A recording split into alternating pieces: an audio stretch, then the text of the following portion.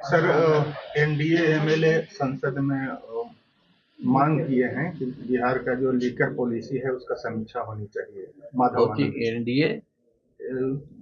कुशवाहा जी के पार्टी के विधायक हैं माधव आनंद। हाँ, वो मांग किए हैं कि बिहार के जो लीकर पॉलिसी है उसकी समीक्षा होनी चाहिए। तो भाई मांग किए हैं तो ये बात तो बहुत पहले से हम कह रहे हैं कि शराब नीति कोई गलत नहीं है, शराबबंदी होनी ही चाहिए, लेकिन क्रियान्वयन में गड़बड़ी हो रही है। इसीलिए हम नीतीश कुमार जी से बार बार बोलते रहे हैं और हम धन्यवाद देते हैं नीतीश कुमार को कि हमारे ही कहने पर वो तीसरी समीक्षा उन्होंने की है। और तीसरी समीक्षा में प्रावधान है कि जो मामूली रूप में पी करके जाता रहा हो उसको पकड़ना नहीं है। यहाँ तक के कि अगर पाभर आसिर ले करके घर पर जा रहा हो कोई मकसद से बोतल में, तो उसको पकड़ना नहीं है, तीसरी समीक्षा में है।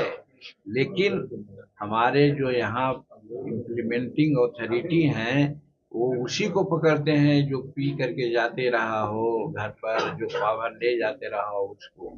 और ये लोग जो बड़े बड़े 1000 लीटर 2000 लीटर लाख लीटर के तस्करी करते हैं उसको पैसा लेके छोड़ रहे हैं। तो इस चीज को नीतीश कुमार को कर्व करना चाहिए, इसके लिए समीक्षा करना चाहिए। एक चीज। और दूसरी मामला ये है कि शराबबंदी से बिहार सरकार को बहुत आर्थिक क्षति हो रही है। ये भी नीतीश कुमार को सोचना चाहिए। किस लिए? कि शराबबंदी तो हो पा नहीं रही है, यहाँ होम डिलीवरी हो रहा है और शराब बाहर से आ रहे हैं, महंगी शराब आ रही है, तो जनता का पैसा तो बाहर जा रहा है।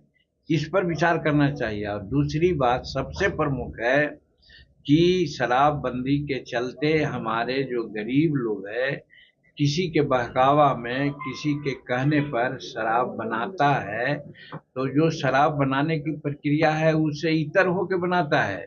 वो 2 घंटा में शराब बना लेता है, विषैली शराब, नौशादर देता है, यूरिया देता है, गाय को पिलाने वाली दवा देता है। और वो विषैली शराब गरीब लोग पीता है। अमीर लोग तो बड़े बड़े लोग 10,000 20,000 50,000 का बोतल पीते हैं, उनको दिक्कत नहीं है।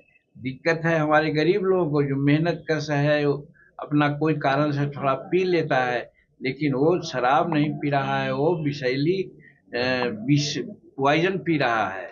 और इसके चलते हमारे जितने भी शेड्यूल कास्ट के लोग हैं और खास करके भैया मुसहर, उसकी लॉन्गेविटी कम हो रही है। हमारे सामने हमारे साथ काम करने वाला विशु मांझी हमारा समवयस्क था, आज 5 साल पहले वो दुनिया से चला गया, इसलिए कि वो शराब पी रहा था। उसी प्रकार से अन्य लोग हैं हमारे। आज हम तो हर रोज गांव जाते हैं, आज भी गांव जाएंगे, उस गांव में देखते हैं कि हट्ठा कट्ठा नौजवान भैया का आदमी आज देख रहे हैं कि ट्यूबरकुलोसिस से पीड़ित है। तो वो है। और अंतिम बात यह है कि जो लिटिगेशंस हो रहे हैं 6 लाख के आसपास में शराबबंदी के चलते लिटिगेशंस हुए हैं, उसमें देखा जाए तो 4 लाख 3.5 लाख हमारे शेड्यूल कास्ट के लोग ही इम्प्लीकेटेड हैं।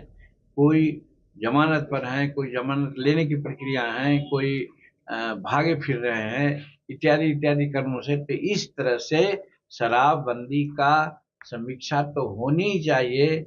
नीतीश कुमार जी को चाहिए कि अपने जो तंत्र है उस तंत्र को गियर अप करें। और जिस प्रकार से आज सम्राट चौधरी कस करके लॉ एंड ऑर्डर मेंटेन करने में लगे हुए हैं और अनेक प्रकार की बात कर रहे हैं, एक ध्यान यहाँ भी जाना चाहिए कि वैसे लोग जो गरीब लोग को पकड़ता है उसको कम से कम सजा देनी चाहिए।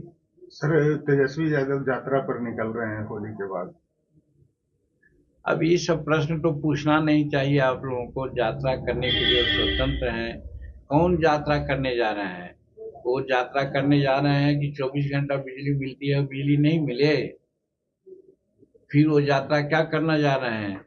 कि आज पटना में 4 घंटा में हम लोग पहुंच जाते हैं, गया से 2 घंटा में पहुंच जाते हैं, घर घर पक्की सड़क बनी हुई है, तो न बने, इसके लिए जांच करना चाह रहे हैं।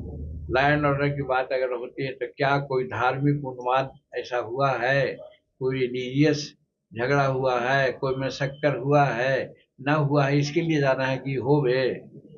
रही बात छोटी मोटी घटनाएं हो रही है तो उस पर त्वरित एक्शन हो रहा है, तो क्या समझते हैं कि त्वरित एक्शन न हो। तो वो यात्रा उनका है, अपना मनोरम के लिए यात्रा कर रहे हैं। उनके यात्रा का मैं समझता हूँ कि बहुत कोई औचित नहीं है, ऐसे यात्रा करने के लिए वो स्वतंत्र है। ममता बनर्जी एक बार फिर कही है इलेक्शन कमीशन को तुगलकी कमीशन, बोल रही है कि वोटरों को वहां पर जो है छेड़छाड़ किया जा रहा है। उनको भाई इलेक्शन कमीशन ने तो कल ही हम सुन रहे थे चैलेंज किया है कि कोई आदमी हिंदुस्तान का आकर के एक आदमी को खड़ा करते कि यहाँ का वोटर था, लेजिटिमेट वोटर, उसका नाम काट दिया गया। तो ममता बनर्जी को तो ये करना चाहिए, 2-4-10 आदमी को देना चाहिए कि हाँ गलत आदमी का नाम काट दिया, ठीक आदमी का नाम काट दिया गया है। रही बात गलत आदमी का नाम तो कटना ही चाहिए। संविधान में है जो भारत में रह रहा है उसी का नाम वोटर में आना चाहिए। खास करके जो सीमांचल है आसाम तक के, वहाँ पर 50% तो नहीं लेकिन 25% ऐसे वोटर हैं जो यहाँ के बच्चे जन्मे नहीं हैं और बाहर से आकर के वो वोटर लिस्ट बना लिए हैं और आधार कार्ड बना लिए हैं और वो लोग एक पर्टिकुलर पार्टी को मदद करते हैं। तो वैसी परिस्थिति में कोई पार्टी को मदद करने इससे हमारे एनडीए का कोई मतलब नहीं है। मतलब ये है कि जो यहाँ का वैध वोटर है उसका नाम नहीं कटे और अवैध वोटर है उसका नाम कटे। इसमें इलेक्शन कमीशन काम कर रहा है तो हम उसको धन्यवाद देते हैं। और ममता बनर्जी अगर कहती है तो उनको डर हो गया है, क्योंकि वो गलत वोटर के बल पर ही जीतते आ रहे हैं। अगर ठीक वोटर का वोट पड़ेगा तो उनकी सत्ता चली जाएगी, ये डर से वैसा बोल रहे हैं।